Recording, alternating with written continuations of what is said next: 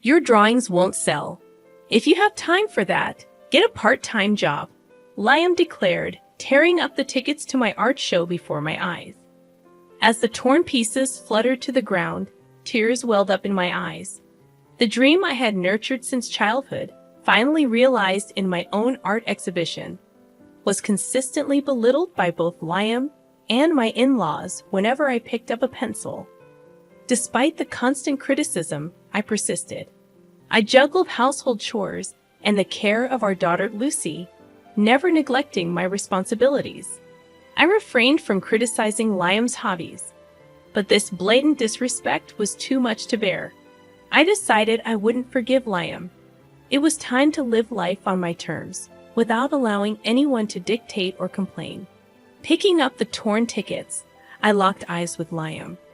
I'm Emma, 35 years old, married to Liam since I was 22. Lucy, our only daughter, just started elementary school. As a mother, seeing her adapt to school life brings me some peace of mind. After seeing Liam and Lucy off and completing household chores, I settle at my desk. Working as a freelance illustrator, my clients range from individuals to corporations. Despite steady commissions, my family has never acknowledged the value of my work. We reside in a second-hand house with my in-laws, who contribute nothing to household chores and only complain about my cooking and drawing, labeling me as useless. Their belief that drawings can't make money persists, despite my explanations. They suggest I give them money from the Social Security checks they receive, claiming it's proof of their past hard work. I proposed living separately, but Liam always defends his parents, making me the villain. Lucy adores her grandmother, who spends her money on toys for her. Lucy compares me unfavorably, believing her grandma would never say no. When I intervene, Lucy accuses me of being mean, causing public scenes. One night, after Liam scolded me for making Lucy cry, he decided that he and his mother would take care of her. This commitment lasted only 3 days before I was once again tasked with Lucy's care. Despite the challenges, my art thrived. Receiving an email invitation for a solo exhibition, I embraced the recognition from clients who appreciated my work. Working tirelessly into the night, I created new pieces for the upcoming exhibition. Despite my family's indifference, the thought of showcasing my art to a wider audience fueled my determination. Facing a dilemma about inviting Liam to the exhibition, I approached him during a baseball game he was engrossed in. His response dashed my hopes as he revealed plans to hang out with friends on the day of my exhibition. "Oh, can't you spare a little time?" I pleaded. "My artwork's been recognized, and I have a solo exhibition coming up. I was hoping you'd come see it." Liam remained fixated on the TV, silent. Desperation edged my voice as I repeated, "It's my first solo show. Some of my regulars even helped plan it. And I've got some new pieces on display." "What the hell are you talking about?" Liam finally looked at me, disdain in his eyes. "Don't drag me into your little hobby. It's not a hobby. Some of the displayed artwork might even sell. Who the hell's gonna buy your drawings? If you've got time for that, why don't you just get a part-time job?" Liam shouted, snatching the ticket from my hand. He tore it up, and the torn pieces scattered at our feet. Staring at the fragments in shock, tears welled up. Picking up the pieces, it became clear Liam would never understand my profession. I never belittled his hobbies, yet he never allowed me the same freedom. "I've had enough," I glared at him. "I can't take it anymore," I declared, venting my feelings. The words solidified my resolve. I'm gonna break up with Liam. To be honest, the thought of divorce had always been on my mind. I've already got a contact number for a lawyer who assists in the divorce process. But every time I considered it, Lucy crossed my mind. Our child needs both parents. Moreover, if I left, Lucy would have to transfer schools. That's what I'd endured all this time. But that ends today.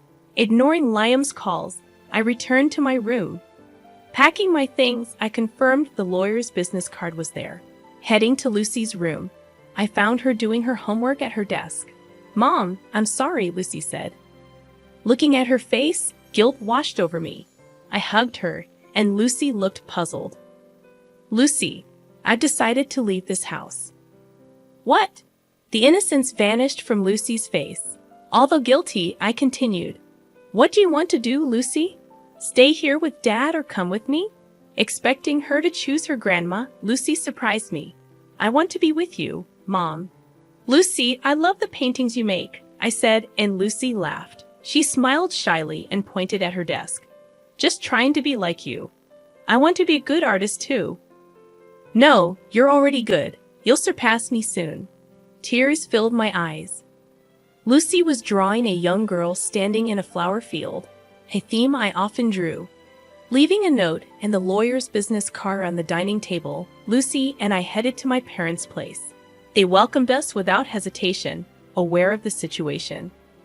It must have been tough with Liam behaving like that, Emma, my mother said. Yeah. Before I could catch my breath, my cell phone rang. It was Liam, seething with fury on the other end. Emma, where's Lucy? She's with me. She decided to stay with me at my parents' place. If we're going through with the divorce, we'll need to discuss Lucy's arrangements. Though I aimed to shield Lucy from confusion, I yearned to seek support from my parents before navigating the divorce process. Surprisingly, Lucy opted to accompany me. Dad, do you want to talk? Yes. I handed the phone to Lucy, and Liam's tone softened instantly. Lucy, are you okay? Yeah, Dad. I'm sorry, but I want to be with Mom. Why would you say that? Staying with her will make you unhappy. Come back home. Dad, that's not true. Lucy replied calmly, revealing a surprising maturity. Mom tried her best all the time. I've seen it. But you and Grandma kept saying hurtful things about her paintings. I'm worried about Mom. That's why I want to stay with her. With that, Lucy ended the call and gave me a bashful smile. I patted her head. Although it seemed we had no allies in that house, Lucy had been watching. In the following days, Liam bombarded my parents' home with calls and letters, all demanding Lucy's return. It's okay. Everything will be all right. Yeah, thanks, Mom. I continued my work as an illustrator, maintaining a calm demeanor while working for my parents' place. Unlike my in-laws, my parents contributed to household chores, and we supported each other. Naturally, I spent more time with Lucy. She asked me to teach her how to draw and help her with her studies, and I always responded with a smile. Alongside household chores, my art also demanded my attention. Still, I never mistreated Lucy, who had chosen to stay with me. As the day of my solo exhibition approached, my father couldn't attend due to work, but I decided to take my mother and Lucy. Then, one day, a knock echoed at my parents' front door. Lucy eagerly ran to answer it, but halted abruptly, returning to me in a frightened voice, Mom, Dad's here. I had anticipated Liam might show up in person eventually. I took a deep breath. I had no intention of letting him in or even opening the door. I planned to send him away immediately. What do you want? I tried to sound as cold as possible. To my surprise, Liam's reply was, Emma, please come back. I was wrong. What are you trying to do? I asked. His sincerity seemed genuine. In a weak voice, Liam continued, My parents aren't doing anything. They're just eating fast food, and the laundry's been piling up since the day you left. It seemed my expectations were coming true. With Liam out for work most of the time, this situation must be challenging for him. Wearing wrinkled clothes repeatedly and unable to maintain a tidy appearance, finding new jobs was likely difficult. The house was descending into chaos. Please help me out. I wasn't doing anything in that house either, right? I let out a sigh. Your mother said I was a wife who didn't even do housework. You agreed so too. I was wrong. My mom claimed she was doing all the housework, and I believed her. I was fooled. He spoke as if he were a victim, despite joining my mother-in-law in bad-mouthing me. Don't you have any intention to do housework yourself? I've never even held a knife, and I don't know how to use the washing machine. That doesn't mean you can rely on me. Essentially, he wanted me to return and handle the piled-up chores. What a joke. I'm never going back to that house. The day I left, I let go of all my feelings for Liam. There's no way I'm going to feel sorry for him now. I'm not your maid. Isn't it a wife's duty to do housework? Liam's tone became harsh. Beyond exasperation, I calmly responded, I don't want to be your wife anymore. Every morning, I rose early to prepare your lunch, yet never received a word of gratitude from you. There were days when the disappointment cut deeper upon seeing the untouched lunch. I diligently hung the laundry and I ironed them to perfection, striving for a wrinkle-free result. Do you understand? I've been carrying out these chores 365 days a year, without a single thank you. So what's your point? Isn't that what wives are supposed to do? If there had been gratitude, we could have been a normal couple. I feel more strongly now that we'll never truly understand each other. Liam didn't get it, and he didn't want to. He was just temporarily down on his luck. Deep down, he hasn't changed. I'm going to live on my own strength. You should try hard on your own too. Hey, Emma. Liam continued, but I ignored him and returned to the living room. Despite Liam banging on the door, he eventually seemed to give up and left. My exhibition turned out to be reasonably successful. Walking around the venue hand in hand with Lucy, my mother beside us, she pointed to a visitor and remarked, Isn't that Liam? Ha! I was taken aback. Facing Liam directly would be awkward, and it might bother Lucy. With these thoughts, I observed the visitor's face. He wore his hat low, but it was unmistakably Liam. Mom, watch Lucy for me. All right. I left Lucy with my mother and approached Liam, speaking quietly to avoid disturbing others. What are you doing here? Have you really made painting your job? His tone lacked spirit, and his clothes appeared wrinkled and unkempt. Liam's eyes briefly met mine. But you're not selling any, right? Look over there. I pointed to a certain corner of the venue. The painting on the wall is a new piece. Below it, it shows sold. That painting's already been snagged by a private collector, and it has a price tag. Want to know how much? No, I'm good. Liam took a step back, looking startled. The sight of my artwork being sold seemed to shock him. Excuse me, do you have a moment? A local newspaper reporter approached, expressing their intent to feature the exhibition in an upcoming article, along with an interview. For freelancers, networking is crucial, and this was a welcome opportunity. Liam's eyes widened. You're really making it big, aren't you? Well, let's just say I make more than you do, I replied matter-of-factly. Liam looked flustered, letting out a groan.